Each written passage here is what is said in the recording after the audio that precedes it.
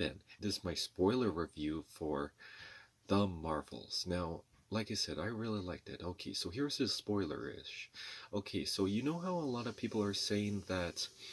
Okay, so for those of you that haven't seen my last video, I'm spending a day... I'm at my dad's place because my mom's in the hospital, so she's doing... She's being taken care of, but it's okay.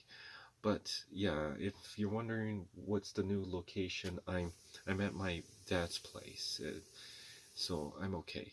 But anyways, okay, so The Marvels. So this is my spoiler review for The Marvels. Okay, so you know how a lot of people are saying like, oh, Captain Marvel is an overpowered Mary Sue. She doesn't have any relatable flaws. Well, get this, she does. There's a scene where she tries to destroy the supreme intelligence. It tries to think she's saving everyone, but apparently that almost destroyed the sun, and the planet is almost dying. And they give her the name the Annihilator, and she feels responsible. So that's, and she had a good reason to do it, but she didn't know. But that's kind of like the relatable flaw, like. So that way she can figure it out and try to fix it. That's pretty cool. And her acting is pretty good in this.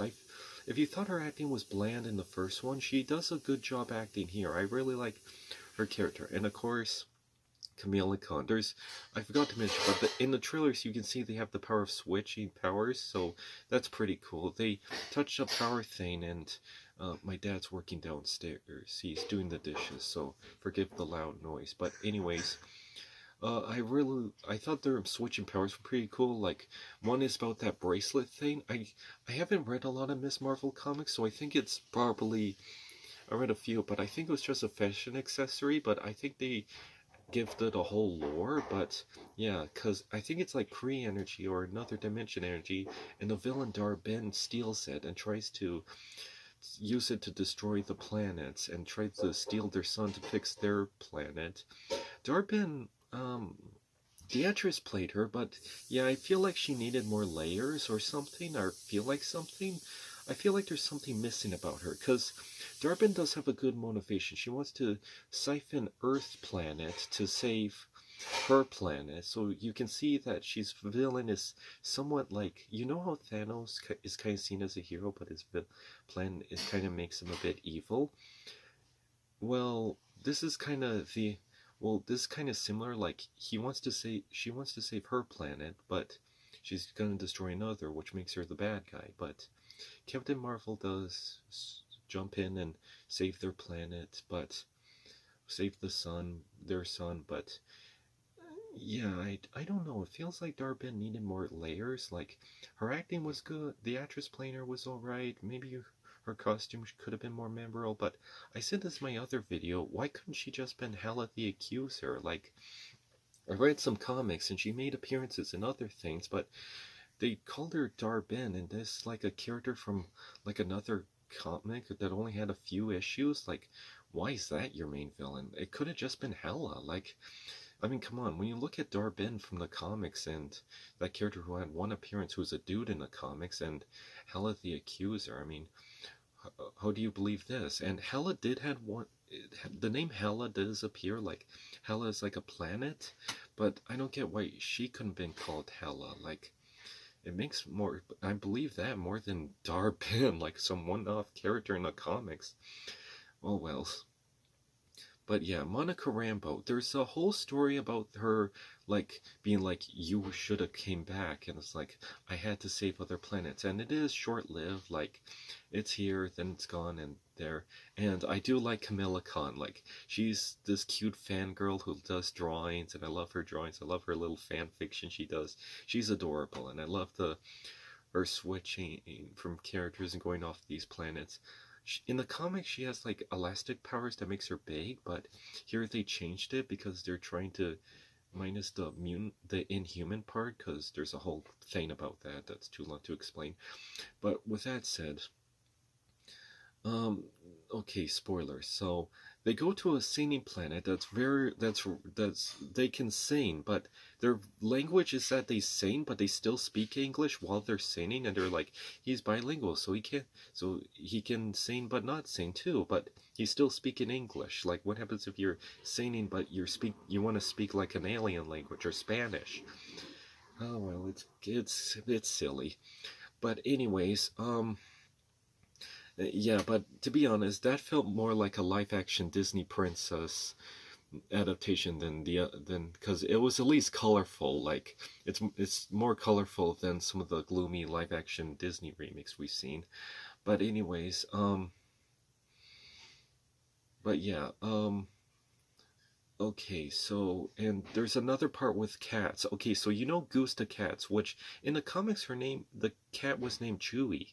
I don't get, or Chewbacca. Like, I don't get it. You own Star Wars, why not just call the cat Chewbacca? But anyways, Goose the Cat, she changes, so it's not like it's an alien cat that grows tentacles, but it can hold on to people. So here's the silly thing about cats. That's in it. That people said there's a silly part with cats, and there's these eggs, and they hatch out little kittens, and all the space agents has to get sealed up and in the kittens, and they all have to leave. So the little kittens have to grab the space agents people and put them in them, and they're playing like music, and they go into the space pod to rescue them because there wasn't a lot of escape pods, so that was the only way to go to save them, by going into the little kittens, and that's just silly. My sister really liked it. I saw this with my dad, my sister, and her boyfriend, and she really loved that scene. Like, it's silly, but she loved it. Well, anyways, okay, and I don't think there's an after end credit scene, because even the movie theater point out there's no end credit scene, but there is an after and mid credit scene. So here's the thing: Monica Rambeau had to save their universe, but they opened a portal to another dimension, but they had to close it, and Monica Rambeau had to leave on the other side, and they're sad, like, oh, she's probably gone, but maybe she'll find her way. But anyways, they save the day, they defeat Dar-Benn, but then Captain Marvel brings back the son, and then Kamala Khan, Miss Marvel, goes back to Earth and has a new home, I think. And so anyways, and the mid-credit scene, oh boy, the mid-credit scene, you've probably seen this on YouTube because they filmed it, but she's in another dimension. I think she met her mom, but her mom has Captain Marvel powers, like in Doctor Strange Into the Multiverse Madness, but this is like a different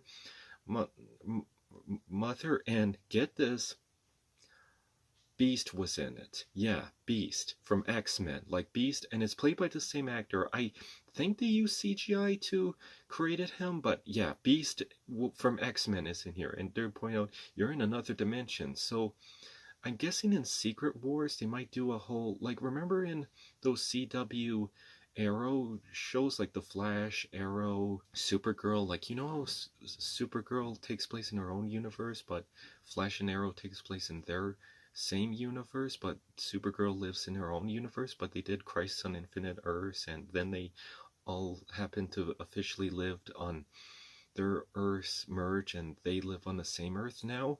I'm thinking they might do that, but yeah, I guess it does make sense, like, because X-Men kind of lives in their whole own world, so how else are you going to introduce the X-Men and mutants? But anyways, that's my review on the Marvels. I really liked it. Well, I think I just liked it. It has some problems, like but you know what? I had a good time watching. There's nothing horrible. You're not gonna feel angry. I know there's all those anti-social justice warriors that are like, oh, she's a Mary Sue, oh, OP, oh, MCU, it's awful, Disney is awful. But there was a lot to enjoy, and that's my review, and see you next time.